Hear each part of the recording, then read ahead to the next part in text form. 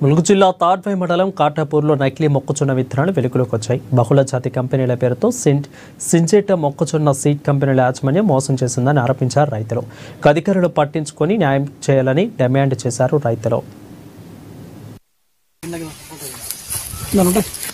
ఇప్పుడు ఈ drip irrigation పెట్టినా అది కూడా పెట్టినా మొత్తం అయితే పెట్టినాం. తర్వాత వాడు ఎన్నిసార్లు ఫోన్ చేసినా ఫోన్ ఎత్తడం లేదు. వచ్చేసరికి అంత పురుగు తయారైంది, అందులో చిన్న బొండాలు తయారైనాయి. ఆ రమ్మంటే వచ్చులు లేదు, ఆ చూసులు లేదు. ఏందంటున్నదన్న అటు పోతున్నాం మేము. కాబట్టి వస్తున్నాను, నేను రోడ్డు మీద ప్లేస్ మా పాయింట్ కదా, నేను చూసుకున్నా, అవసరం లేదు, నేను చూసి వచ్చిందన్నా, ఏం కాదు అని అన్నాడు.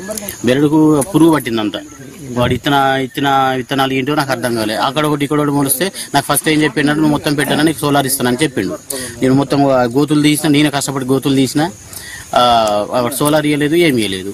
కొంచెం ఫారెస్ట్ లో దగ్గరకు ఉన్నది కాబట్టి అడవి దగ్గర కూడా కొన్ని కోతులు మీసినాయి. అవి ఉన్నాయి కొన్న ఈ బయట నుంచి వచ్చిన మిరపకోత వచ్చిన గోతులు వాళ్ళు కోసుకొని తిన్నారు. సింజంట మొక్కజొన్న విత్తనాలు పెట్టమని ఇచ్చిండ్రు మాకు. రైతుకు మేము పెట్టుబడి మొత్తం మేమే ఇత్తనన్నారు. విత్తనాలకు మేమే మందు బస్తాలు, పురుగు మందులు మొత్తం ఇత్తనన్నారు. ఇచ్చిన తర్వాత ఎకరానికి ఒక కింటా 35 క్వింటాలు వస్తాయి అన్నారు. 35 రాలేదు. ఒక ఎకరానికి 5 క్వింటాలు, 2 క్వింటాలు, 3 క్వింటాలే పండినాయి.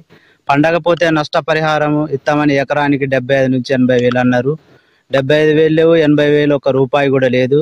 మరి నష్టపోయినామని మేము చెప్పి అగ్రికల్చర్ ఆఫీసర్ని పిలుపుకొచ్చి మరి